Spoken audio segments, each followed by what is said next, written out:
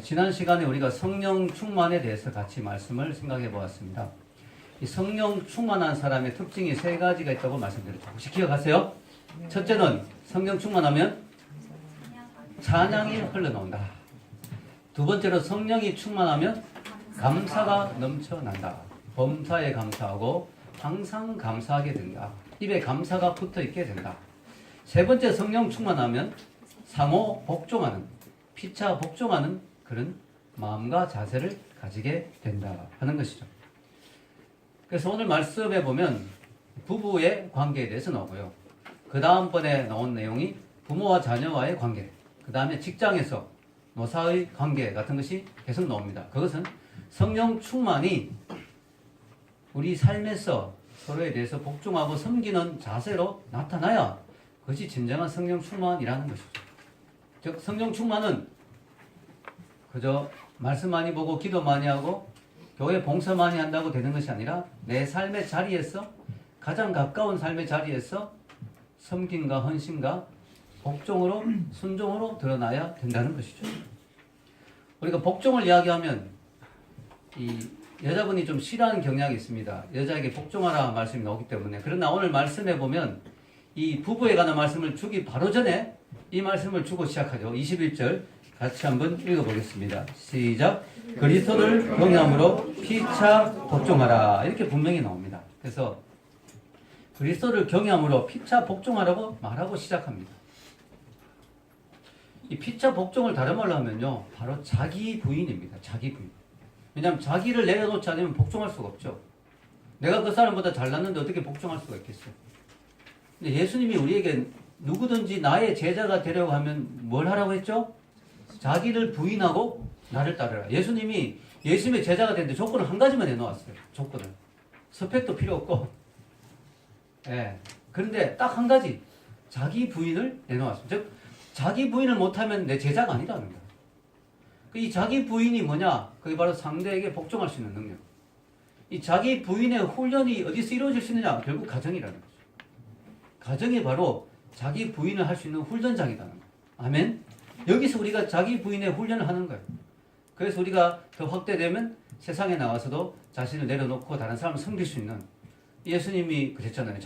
예수님이 자기를 부인하지 않으면 어떻게 사마리아 여인에게 올 수 있겠어요? 하늘 보좌를 버릴 수 있겠습니까? 어떻게 그 낮은 여자인에게 갈 수 있겠습니까?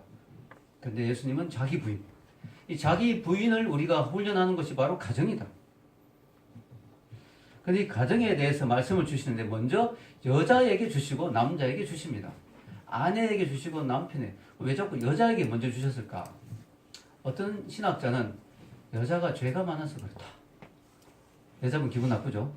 선악과를 먼저 먹었다는 거죠, 여자가. 그러나 저는 그렇게 생각하지 않습니다. 여자가 죄가 많아서 여자에게 먼저 준 게 아니라 가정의 평화와 행복은 여자에게 달려있는 경우가 많다. 여러분, 우리가 남자가 강한 것 같아도 결혼해보면 다 여자를 따라가게 돼요, 남자가.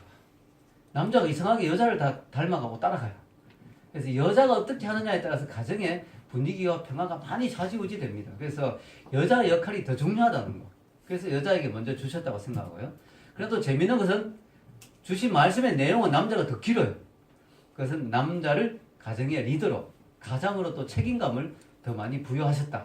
이렇게 해석을 하면 옳은 것 같습니다. 여러분, 그래서 우리가 하나님이 어떤 말씀을 주셨느냐, 이걸 좀 살펴보는데요. 사실 제가 결혼식 하면 주례에서도 이런 말씀을 자주 하죠. 이 본문을. 근데 주례 때는 짧게 해야 되잖아요. 사실 하고 싶은 말을 다 못해요. 그리고 성경적인 깊은 원리들 다 못합니다. 그래서 참 답답했을 때가 있었는데 오늘 너무 좋은 것 같아요. 시간을. 나는 결혼 안 했는데요. 그래도 여러분 앞으로 여러분 결혼하실 거 아니에요? 그러니까 이걸 알아야 돼요. 미리 예방해 놓으면 더 좋죠. 예방주사를 미리 맞아 놓으면 결혼해서 헤매다가 힘들다가 그렇게 깨닫는 것보다는 미리 깨닫는 게 더 좋죠. 자, 여러분, 아내에게 어떤 말씀을 주십니까? 남편에게 복종하라 하고 말씀하십니다. 어떤 식으로 복종하며 왜 복종해야 되는가 이유도 쭉 나옵니다. 자, 먼저 22절 읽겠습니다. 시작. 아내들이여 자기 남편에게 복종하기를 죽게 하듯 하라. 여기 보면 그냥 복종하라고 하지 않고 뭐예요? 죽게 하듯 하라. 이 말이 들어가 있습니다. 이 말은 무슨 말이냐면은 남편에게 복종할 때 이 복종의 문제를 나와 남편의 문제로만 생각하지 말라는 거예요. 부부의 관계로만 생각하지 말라는 거죠. 이 결혼한 가정, 특히 그리스도인 가정에는 누가 함께 하세요? 예수님이 함께 하시죠. 주님이 함께 하시죠. 그래서 주님과의 관계 안에서 이 남편의 복종의 문제를 생각하라. 그래서 여러분, 때로는 복종하기 싫을 때가 있죠, 남편에게.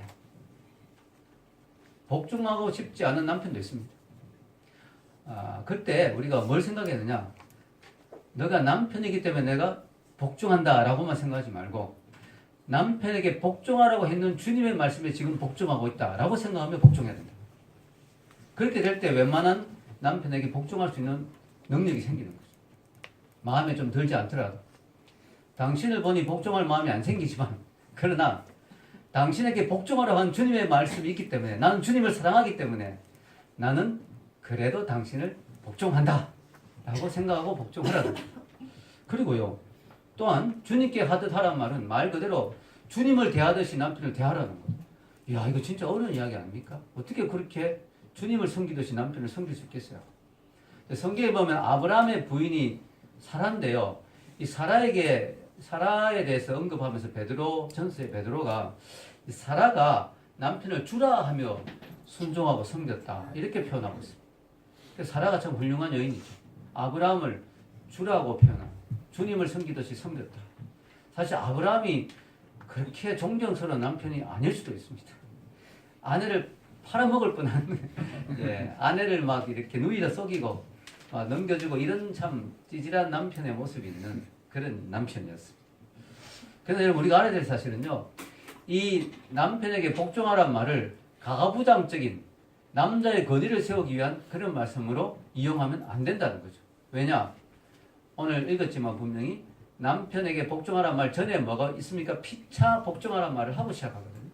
그걸 보통 남자들은 놓칩니다. 요것만 딱 가지고 야 복종하라 했잖아 이렇게 놓는데 그건 아닙니다. 남편이 아내를 사랑하고 복종하는 마음을 가지고 있어야죠. 남편이. 여러분 복종해야 될 이유 나옵니다. 23절과 24절 읽겠습니다. 이는 남편이 아내의 머리됨이 그리스도께서 교회의 머리됨과 같음이니 그가 바로 몸의 구주시니라. 그러므로 교회가 그리스도에게 하듯 아내들도 범사에 자기 남편에게 복종할지니라. 자, 여기 복종해야 되는 이유가 나옵니다. 하나님이 남편을 그 가정의 리더로 세웠기 때문에. 리더로 세웠기 때문에 그 리더십에 따르라. 왜냐하면 하나님은 질서의 하나님이시니까요.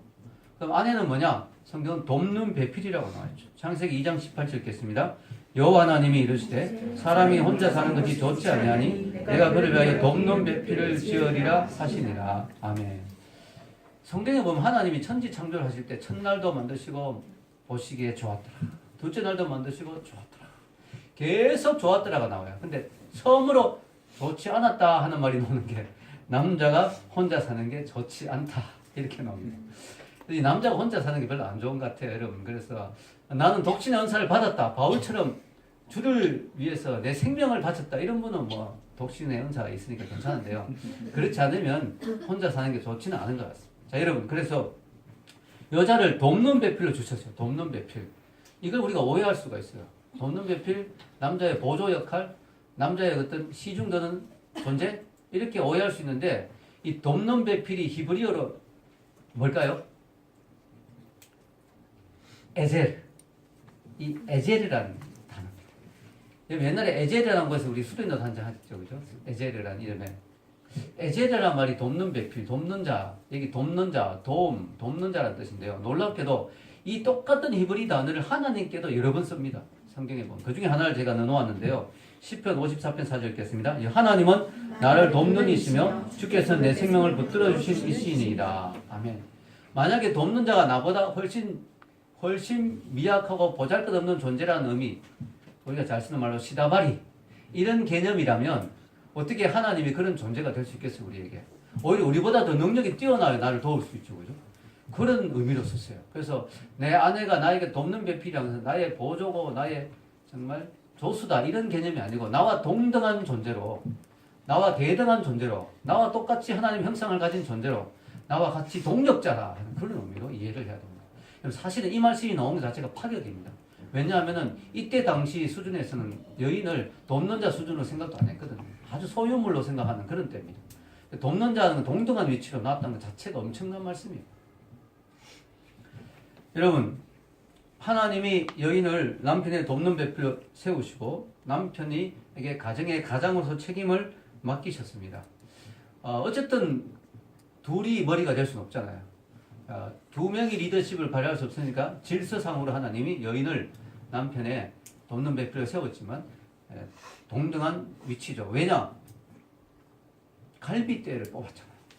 갈빗대는 뭐 같은 레벨이죠. 만약 머리뼈를 뽑았다면 여자가 남자를 지배하겠죠. 발가락뼈를 뽑았다면 여자가 남자에게 밟혀야 되겠죠. 그러나 갈빗대를, 심장과 같은 심장, 같은 수준이죠. 같은 수준. 아멘?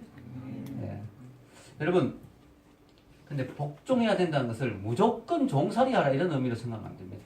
왜냐하면 주 안에서, 주님의 뜻 안에서 죽게 하듯. 그래서 여러분, 남편이 아내에게 복종을 요구할 권리가 있지만 오늘 말씀에 따르면, 그러나 무조건적인 복종을 요구할 수는 없어요. 하나님 뜻에 어긋나는 것을 요구할 수 없어요. 너 교회 가지 마 이번 주부터. 이런 거 요구할 수 없어요. 왜냐? 주님의 뜻 안에서 복종해야지 주님의 뜻을 어긋나면서까지 복종하라는 의미는 아니에요. 그래서 남편들도 그걸 잘 생각해야 됩니다. 여러분, 아내가 남편에게 복종하면 남편에게 잡혀 지내고 남편에게 노예살이하고 남편에게 짓밟히는 존재가 될까요? 아닙니다. 여러분, 정말 그리스도 안에서 정말 그리스도의 마음으로 하는 복종이라면 그 복종을 통하여 아내는 자유케 됩니다. 왜냐? 남편이 감동하게 됩니다. 여러분, 남편이 아내가 남편을 정말 주님처럼 섬기며 복종한다고 생각해 보세요. 정말 정신이 똑바로 바뀐 남편이라면 감동하죠. 감동. 그래서 어떻게 돼요? 아내를 사랑하게 되고 남편의 마음을 사로잡을 수 있게 되죠. 그래서 여러분, 존 트랩이라는 분이 이렇게 멋있는 말을 했어요. 현명한 아내는 순종함으로써 남편을 지배한다. 기가 막히죠. 엇박지르고 남편에게 막 겁을 주고 남편을 막 주도권을 잡으려고 해서 남편을 통제하는 게 아니라 남편에게 순종함으로 남편의 마음을 감동시켜서 남편이 너무 감동되고 아내가 시킨 대로 다 해. 즉 아내가 남편을 왕으로 섬겼기 때문에 남편도 아내를 왕으로 섬기게 되는 그런 일이 일어난다는 거죠. 그래서 여러분, 그렇게 될 때 진정으로 아내는 남편의 마음을 얻게 되고 비로소 남편이 남의 편이 아니라 자기 편이 되는 거예요. 여러분, 어떤 분이 남편이 자꾸 시댁만 자꾸 챙기고 그러니까 남편이 아니고 남의 편이다 이렇게 말했다는 거죠. 남의 편이 될 뻔한 사람을 자기 편으로 만드는 방법이 뭐냐? 사랑으로 섬길 때, 그리스도의 마음으로 복종할 때 남편의 마음이 감동되는 거죠. 그럼 남편에게 하나님은 어떤 말씀을 주셨을까요? 아내를 사랑하라는 말씀을 주셨습니다. 25절 한번 읽겠습니다. 남편들아, 아내 사랑하기를 그리스도께서 교회를 사랑하시고 그 교회를 위하여 자신을 주신같이 하라. 아멘. 남편에 대한 말씀도 만만치 않습니다. 사랑하라. 그것도 자신을 주듯이 온 마음 다해 생명 바쳐 사랑하라.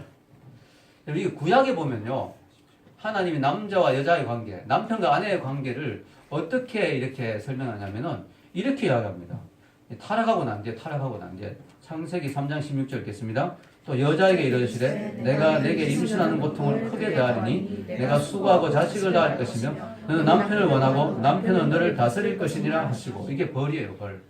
뭐냐면은 자식을 낳는 고통도 있고요, 아내가 남편을 원하는 거야. 이게 남편에게 벌일까요? 아내가 나를 원하면 되게 좋은데? 아니, 여기서 원한다 의미는 남편을 통제하고 지배하려고 하는 그런 마음이 여자에게 생긴다는 거. 그리고 남편도 여자를 막 다스리려고 하는.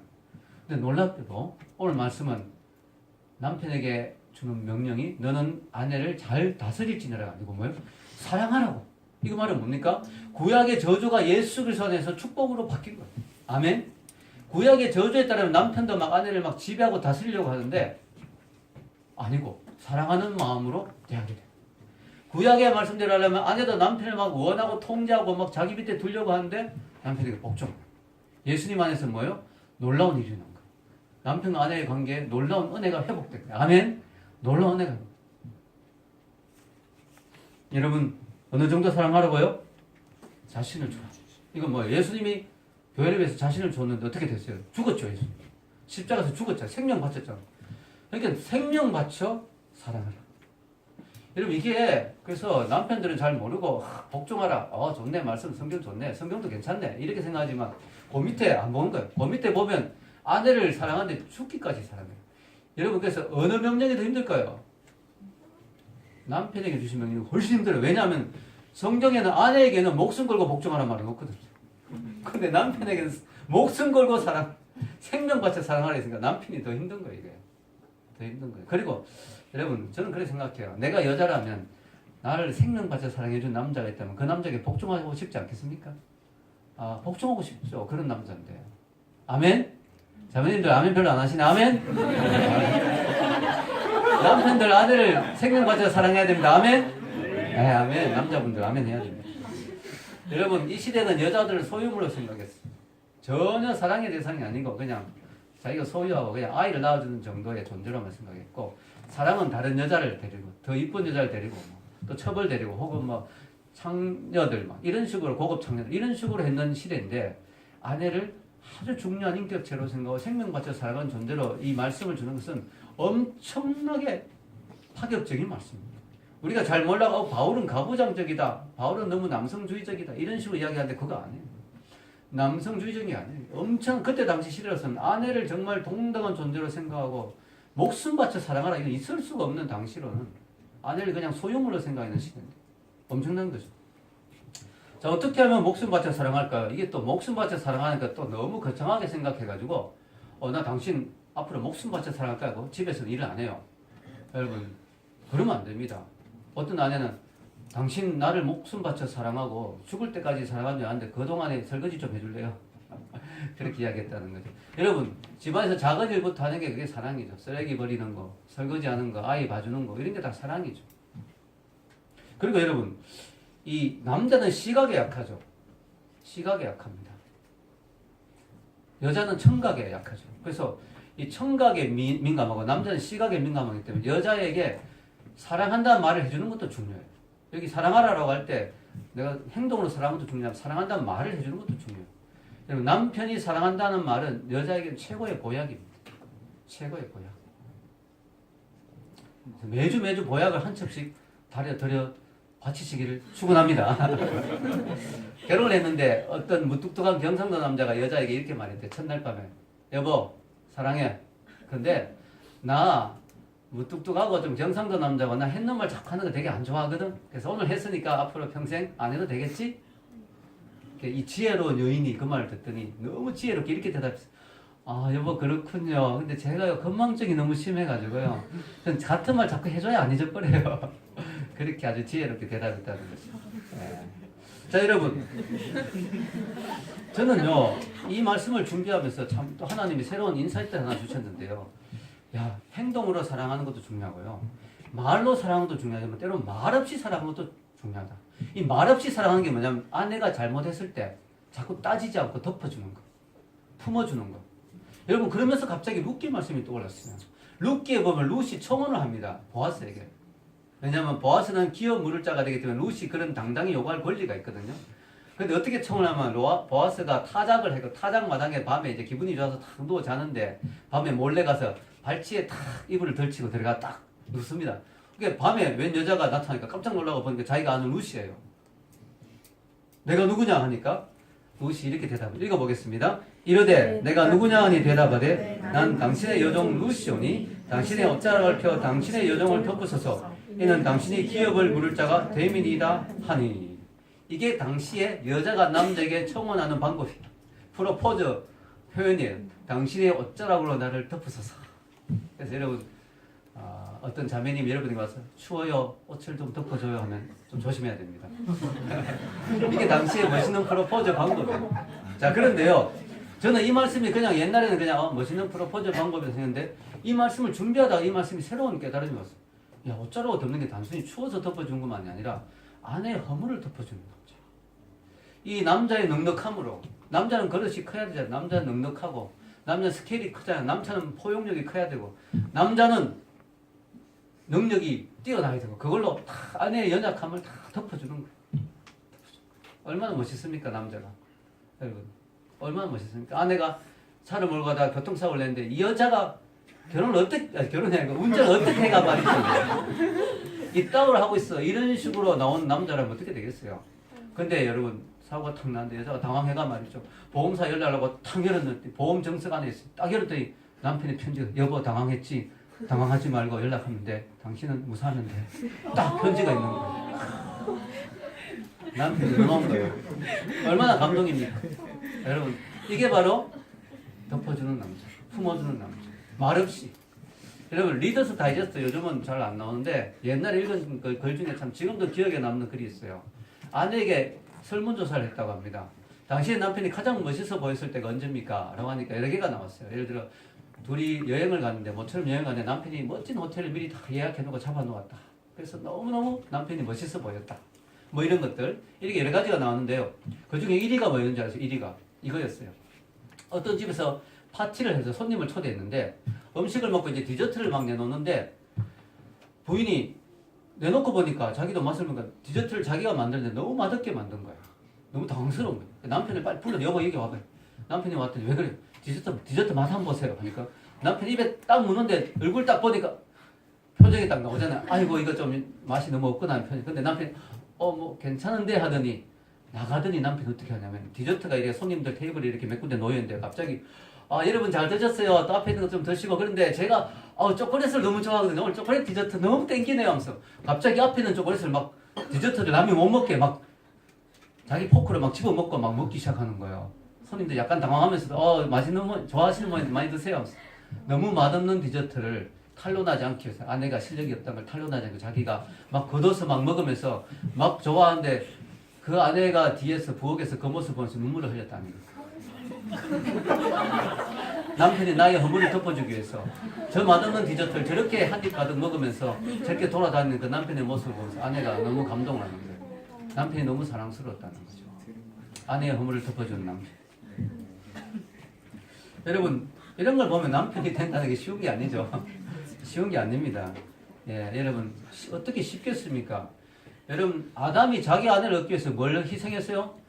옆구리를 열어서 갈빗대를 내놓았어요. 이 아내를 얻는다는 게 쉬운 게 아니에요. 예수님도 자기 신부인 교회를 얻기 위해서 뭘 해놨어요? 자기 생명을 내놓았죠. 아담처럼 자기 옆구리에 창을 받았어요. 자기 옆구리를 내놓았어요. 쉽지 않습니다. 여러분 오늘 성경에 남편에게 도전하는 것은 아내를 사랑하라 이 말만 끝나는 게 아니고요. 그 다음에 또 말씀이 있어요. 자 읽겠습니다. 26절에서 27절 이는 곧 물로 씻어 말씀으로 깨끗하게 하사 거룩하게 하시고 자기 앞에 영광스러운 교회로 세우사 티나 주름 잡힌 것이나 이런 것들이 없이 거룩하고 흠이 없게 하려 하심이라. 아멘. 이 남편과 아내의 관계를 예수님과 신부인 교회의 관계로 설명하시면서 예수님이 신부를 이렇게 대했다는 거죠. 뭐냐면 물로 씻어 말씀으로 깨끗하게 하고 거룩하게 하고 자기 앞에 영광스러운 교회로 세우사 티나 주름 잡힌 것이 없고 거룩하고 흠이 없게 하려고 한다. 여러분 요즘 사람들이 교회가 왜 이렇게 문제가 많으냐라고 이야기하는데요. 오늘 말씀을 보면 교회는 문제가 있고 티가 있고 흠이 있다는 걸 전제하고 있습니다. 그런데 감사한 것은 뭐냐면 그런 흠이 있는 교회, 왜 교회가 흠이 있을까요? 우리가 교회잖아요. 예수 믿는 사람들이 교회인데 우리가 인간이잖아요. 인간은 다 죄인이잖아요. 교회가 죄인이 모인 곳이니까 흠이 있을 수밖에 없죠. 그런데 그걸 알고도 예수님이 우리를 택해 주셨다는 게 감사한 거예요. 아멘. 우리가 이렇게 허물이 있고 문제가 많고 흠이 있는 존재인데도 예수님이 우리를 택해 주셨다. 이게 너무 감사한 거예요. 그리고 예수님이 그걸로 끝나는 게 아니고 뭐야? 사랑하시되 끝까지 사랑하시고 우리를 뭐야? 계속해서 빚어서 다듬어 가신다. 그래서 결국 티나 주름 없는 흠 없는 존재로 우리를 완성해서 세우시는 그날까지 우리를 만들어 가신다. 아멘. 이게 너무 감사한 거죠. 그래서 여러분 거룩하게 하는 것은 현재적 과정이죠. 이걸 성화라고 합니다. 성화. 자꾸 우리를 성화시켜요. 지금도. 깨끗한 존재로 만들어 가세요. 그러나 완전하진 않죠.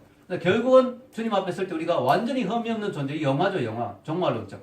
주님 앞에 설 때 우리가 완전히 주님의 깨끗한 신부로 되는 그 과정까지 우리를 빚어가신 거예요. 지금도. 그래서 우리를 연단하시고 훈련하시고 때로는 징계하시고 때로는 사랑으로 품으시고 그러시면서 우리를 만들어 가십니다. 아멘. 아멘. 여러분 마찬가지입니다. 이 땅에 지상에 있는 남편도 아내를 그렇게 대해야 됩니다. 여러분 흠이 없는 아내가 어디 있겠어요? 단점이 없는 부인이 어디 있겠어요? 문제가 없는 부인이 어디 있겠습니까? 완벽한 부인이 어디 있겠습니까? 그런데 우리가 주님처럼 우리도 사랑하는 아내를 사랑하고 덮어주고 격려하고 또 때로는 좋은 말로 잘 바로잡아주고 또 같이 기도하면서 그 아내를 뭐예요? 주님 앞에서 아름답고 거룩하고 온전한 존재로 함께 만들어 나가는 거예요. 아멘? 아내를 포기하면 안 돼요. 아, 저 여자 마음에 안 들어. 이렇게 포기 쉽게 하지 말고 계속 만들어 나가는 거죠. 자, 여러분. 물로 씻어 말씀으로 깨끗하게 하사 거룩하게 하신다. 이 말은 뭐냐면은 우리를 거룩하게 하는 결국은 말씀이라는 거예요. 그래서 여러분, 부부가 죄인인 남편이 죄인의 아내를 어떻게 온전하게 세우겠습니까? 결국 부부가 주님 앞에 온전하게 되는 방법은 말씀밖에 없는 거예요. 아멘? 같이 말씀 앞에 서는 거예요. 같이 큐티하고 같이 말씀 앞에 자기를 돌아보고 같이 말씀으로 도전받고. 그래서 여러분, 부부 싸움에도 무조건 예배에 나와야 됩니다. 네, 말씀 앞에 또 서야 돼요. 아멘? 네, 말씀 앞에 서고 계속해서 말씀 앞에 자기를 비춰보다 보면요. 너가 잘났다, 내가 잘났다 이렇게 없어져요. 다 허물이 있거든요. 말씀 앞에 보면 다 부족한 존재잖아요. 다 부족한 존재고 말씀 앞에 보면 자신의 연약함이 다 드러나니까 상대의 연약함도 품을 수 있죠. 말씀 앞에 안 서면 상대방의 연약함을 보면 마음에 안 들고 어떻게 저런 사람이 있느냐 이렇게 나오겠지만 말씀 앞에 비춰보면 나의 연약함도 보이잖아. 내가 이렇게 부족한데 저 사람도 품어줘야 되지 않겠는가. 나도 완벽하지 못한데 어떻게 저 사람이 완벽한 걸 바라겠는가. 나에도 부족한데 저 사람도 부족한 걸 내가 품어야지. 이렇게 나오는 거죠. 그래서 말씀 앞에 자기를 계속 비춰보다 보면 주님 앞에 우리가 온전한 존재로 만들어져 간다는 거예요. 28절, 29절에 보면요. 또 이렇게 예수님이 보면 하나님이 성경이 남편에게 너무 많이 주시죠. 말씀을. 많이 주신다 남편에게. 이게 내가 보니까 남편은 여자는 빨리빨리 알아듣는데 남자는 빨리 못 알아듣어요. 그래가지고 자꾸 많이 주시는 것 같아요. 읽겠습니다. 28절, 29절 이와 같이 남편들도 자기 아내 사랑하기를 자기 자신과 같이 하시니 자기 아내를 사랑하는 자는 자기를 사랑하는 것이라. 누구든지 언제나 자기 육체를 미워하지 않고 오직 양육하여 보호하기를 계속해서 교회에게 한 것 같이 하나니 우리는 그 몸의 지체임이라. 아멘. 또 이야기했어요. 한번 하면 못 알아들으니까 또 자기 사랑하듯이 사랑하라. 예, 자기를 사랑하면 아내를 사랑하라. 왜냐? 부부는 뭐예요? 한 몸이잖아요. 그러니까 부부가 남편이 불행하면 부인도 불행한 거예요. 부인이 슬프고 우울하고 괴로우면 남편도 괴로운 거예요. 절대로 행복할 수가 없거든요. 그러니까 이게 아내를 사랑하는 게 꼭 자기를 사랑하는 거니까 사랑하라. 성경의 창세기 보면 아담이 하와를 보고 했는 말이 뭐예요? 이는 내 뼈 중에 뼈요 살 중에 살이라. 이게 프로포즈거든요. 당신이 곧 나다. 내가 곧 당신. 나하고 똑같은 존재가 있네. 당신이 곧 나다. 살 중에 살이다. 그래서 요즘 부부도 자기야 이런 것 같아요. 자기가 자기 자신인데 상대방을 부르고 자기야 너가 나다 이거지. 자기. 옛날에 우리 대학교 때 유행했던 용어가 도자기였어요. 도자기. 도서관에 자리 잡아주는 자기. 도자기.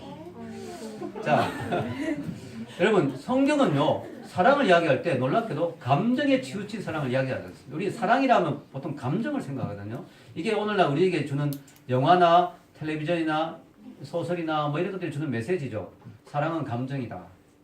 감정에 따라 가는, 사람은 감정대로 사는 거야. 근데 여러분 성경은 사랑을 이야기할 때 감정을 이야기하지 않습니다. 여러분 우리가 사랑에 빠진다는 표현을 쓰죠. 이게 소위 말해서 콩깍지가 씌었다. 영어로도 해서 핑크렌즈 효과라고. 핑크렌즈 이펙트. 눈에 핑크렌즈가 탁 끼어가지고 모든 것이 핑크빛으로 보여요. 상대방이 모든 것이 사랑에 빠져버리면 모든 게 아름답게 보이는 거예요. 그녀의 모든 것이 너무 사랑스러워요. 여러분 이게 콩깍지 현상인데요. 놀라운 것은 심리학적으로 이게 호르몬의 작용이랍니다. 근데 이게 3년 가면 사라진대요. 3년. 오래 가면 3년이래요. 3년. 예. 그런데요. 왜 그럼 하나님 우리에게 콩깍지를 주시느냐? 일생에 한 번은 제정신이 아닐 때가 있어야 결혼하지 않겠어요? 인간이 완벽할 수 없는데 다 단점이 있는데 그 사람 단점이 다 보이면 어떻게 결혼하겠어요? 어떻게 평생을 맡길 수 있겠어요? 하나님이 종족을 번성해야 되니까 하나님의 놀라운 섭리 가운데 일생에 한 번은 콩깍지가 씌게 하시는 거죠. 근데 3년이 지나면 콩깍지가 돌아. 자 그러면 저는 그렇게 생각해요. 아니 콩깍지가 안 돌아오면 얼마나 좋을까? 죽을 때까지. 그러면 행복할 텐데. 근데 하나님 우리에게 이걸 요구하시는 거예요. 콩깍지가 서해서 하는 사랑은 진짜 사랑이 아니다.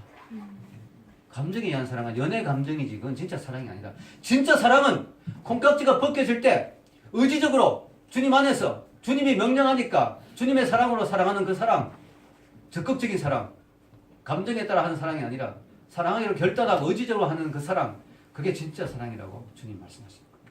그래서 여러분, 놀라운 것은요, 여기 아내를 사랑하라고 했잖아요. 이 사랑이란 단어가요, 아가페라는 단어를 씁니다. 원어로 보면. 여러분, 남녀의 사랑에 여러 가지가 있죠. 에로스적인 사랑도 있죠. 성적으로 끌리는, 매력에 끌리는 그 에로스 사랑. 그리고 필레오 사랑이 있죠. 필레오 사랑은 뭐냐면 친구 간에 끌린 같은 우정은, 이 남자 여자도 이렇게 서로 마음이 잘 맞고 서로 만나면 너무 재밌고 이런 우정적인 사랑도 있거든요. 다 그런 것도 필요해요. 결혼하는데 그런 것도 다 필요해요. 그런데 오늘 성경은 그 단어를 안 써요. 아가페의 사랑은 뭘까요? 이것은 뭐냐면은 정말 하나님의 사랑. 조건 없이 정말 끝없이 하나님의 사랑. 이 단어를 바울이 썼다는 건 정말 놀라운 거죠. 이 사랑을 하라는 거예요. 이 단어를 쓰면서 아가페의 사랑으로 아내를 사랑하라. 여러분, 왜냐하면은 아내를 에로스적인, 물론 그런 게 있어요. 이 여자가 너무 성적으로 내가 마음이 참 이성적으로 끌린다. 그리고 친구같이 막 너무 재밌고 서로 도움이 된다. 근데 그거는 영원하지 않잖아요. 나이가 들면 매력은 떨어질 수 있잖아요. 또 나이가 들면 뭐 아내가 더 이상 내가 뭐 큰 도움이 필요가 없을 수도 있고. 그런 것 때문에 사랑한다면 그 사랑은 식어버릴 수밖에 없는 유통기한이 있는 사랑이 위험한 거죠. 유통기한이 있는 음식들은 이게 위험한 거죠. 자, 여러분, 아가페의 사랑은 영원한 사랑. 아멘. 조건으로 사랑하는 게 아니거든요. 이유를 가지고 사랑하는 게 아니거든요. 아가페의 사랑, 내가 한 여인을, 아내를 아가페로 사랑한다는 이런 뜻이에요. 당신이 이런 좋은 조건이 있기 때문에 사랑하는 게 아니라 당신이 나의 아내라는 그 사실 하나 때문에 사랑한다. 아멘. 당신이 나의 아내이기 때문에 나는 사랑한다. 여러분, 이것은 남편에게만 주는 말씀이 아니에요. 아내도 무조건 이렇게 아가페로 사랑해야죠. 그래서 이 말씀이 다 서로 보완되는 거야. 아내도 남편을 사랑해야 되고 남편도 아내에게 복종하고 순종해야죠. 아내 말 잘 들어야 집이 잘 되죠. 그래서 여러분, 이 두 가지가 다 필요하다. 결론을 내리겠습니다. 저는 오늘 성령 충만한 부부라는 제목으로 말씀을 드렸는데요. 성령 충만하는 것은 가까운 사람과의 관계가 정말 하나님의 사랑과 은혜가 드러나야 된다. 그게 성령 충만한 거다. 성령 충만한데 가까운 사람에게 사랑과 은혜의 관계가 드러나지 않는다면 그 성령 충만한 게 아니죠. 여러분, 부부의 관계 이야기하고 자녀의 관계 이야기하고 노사 관계, 이게 왜 순서가 왜 그러냐면 부부 관계가 일단 좋아야 그 다음부터 다른 것이 풀려가요. 부부 관계가 나쁘면 다른 게 다 꼬이게 됐어요. 그래서 여러분, 가화만사성이란 말이죠. 가화만사성. 가정이 화목해야 만사가 이루어진다. 이게 다른 뜻으로 하면 가화만사성. 가정에서 화가 나면 만사가 성이 난다. 제가 지낸 말입니다. 그래서 우리가 가정이 먼저 화목하고 은혜가 넘쳐야 그 다음 은혜가 부모와 자녀 또 그 다음에 넘어가죠. 여러분, 부부 싸움하면 가정에 화가 나면 어떻게 돼요? 괜히 자식에게 막 소리 지르잖아요. 그리고 직장에 가서도 막 기분 나빠 소리 지르고 이렇게 되는 거죠. 자, 여러분, 아내는 자신이 순종해야 될 대상의 1순위가 남편임을 기억해야 됩니다. 남편은 자신이 사랑해야 될 대상의 1순위가 아내임을 기억해야 됩니다. 그래서 여러분, 나중에 우리의 자녀들이 태어나서 커서 언어를 배우고 말을 하게 될 때, 교회 가서 은혜를 받고 천국에 대해서 배워서 왔을 때, 엄마, 천국이 어떤 곳이야? 라고 할 때, 사랑하는 내 아들아, 사랑하는 내 딸아, 천국은 바로 우리 집과 같은 곳이야 라고 말할 수 있는 부모가 되어야 될 줄 믿습니다. 그래서 멋있는 말을 했죠. 신 헨리 롱펠러라는 사람이, 하나님을 모신 경건한 가정은 모든 식사가 성만찬이다. 성만찬 따라할 필요가 없죠. 주님을 이 가정의 주인으로 모시고 내 식탁의 주인으로 모실 때 그 부부가 서로 살아가며 웃으면서 밥 먹을 때 그 밥이, 그 모든 식탁이 성만찬이라는 거. 아멘. 주님의 은혜와 사랑을 드러내는 장소라는 거죠. 우리 여러분 기억하시면서요, 여러분이 주님을 잘 사랑하고 주의 말씀대로 서로를 그리스도의 사랑과 존경과 복종으로 대하면서 여러분의 가정이 천국이 되고 여러분의 가정을 통하여 다른 사람들이 천국을 볼 수 있는 은혜가 있기를 주의 이름으로 축원합니다. 아멘.